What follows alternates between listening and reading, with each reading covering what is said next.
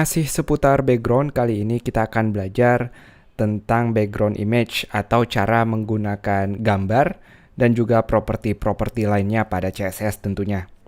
Langsung aja untuk menggunakan gambar kita butuh properti background image. Lalu kita sertakan huruf URL atau URL dan di dalam tanda kurung ini kita tulis lagi tanda kutip di mana isi tanda kutipnya adalah sumber gambarnya. Sumber gambarnya tergantung lokasi gambar teman-teman. Kalau gambarnya berada di folder yang sama dengan filenya, tinggal ditulis gambar .formatnya PNG, JPG, atau seterusnya. Saya sendiri filenya ada di dalam folder gambar, jadi saya harus menulis nama foldernya dulu, lalu strip nama filenya yaitu coding.png. Cukup seperti ini, kita udah bisa lihat hasilnya. Di website kita, teman-teman lihat kalau gambarnya kecil, dia otomatis akan mengulang-ulang gambarnya ke kanan, ke bawah, seperti itu. Kalau teman-teman nggak mau dia ngulang, tinggal tambahkan properti background, strip, repeat, lalu menulis keterangan no repeat. No repeat artinya tidak ada pengulangan atau dia cukup muncul satu kali aja. Kalau teman-teman mau nentuin arahnya misalnya ke hanya horizontal, tinggal diketik repeat X. Dan lawannya kalau teman-teman mau ngulangnya vertikal, tinggal diketik repeat strip Y. Kita akan kembalikan ke no repeat. Lalu berikutnya yaitu background attachment. Kita akan lihat apa itu background attachment. Ini adalah sifat bagaimana kita mau memperlakukan gambarnya. Untuk sekarang cukup dua yang kita pelajari, yaitu lokal ataupun fixed, dimana kalau kita nggak naro attachmentnya, dia akan sifatnya scroll. Ketika kita scroll seperti ini, gambarnya akan ikut hilang seperti konten lainnya. Bedanya, kalau kita pasang background attachment fixed, gambarnya dia nggak akan bergerak ketika kita scroll seperti ini.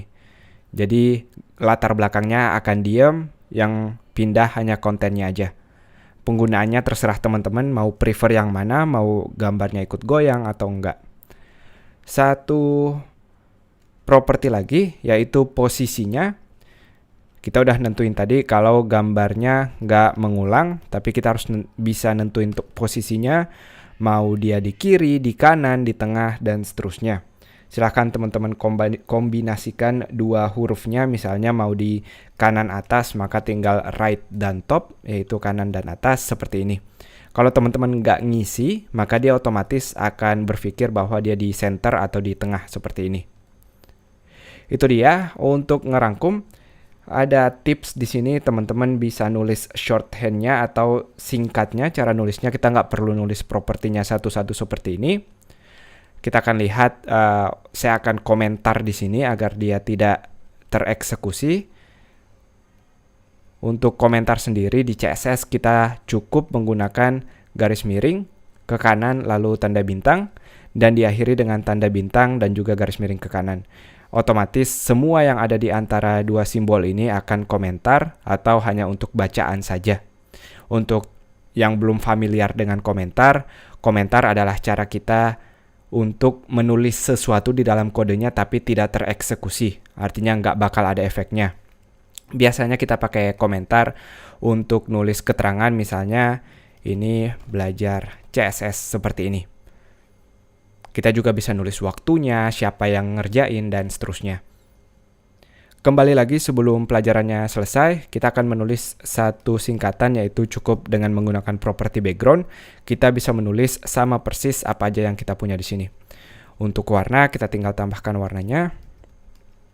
Lalu untuk gambar, saya akan copy paste URL-nya di sini. Tinggal dipisahkan dengan spasi.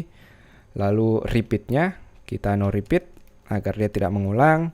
Attachment-nya dia fixed. Dan berikutnya posisinya yaitu di sebelah kanan, seperti ini. Hanya dengan seperti ini, teman-teman bisa lihat tidak ada perubahan sama sekali, karena semua yang kita tulis di sini sama saja kalau kita tulis satu baris seperti ini.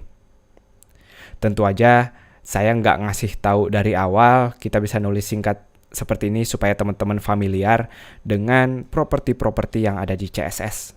Itu dia, semoga jelas. Sampai jumpa di video berikutnya.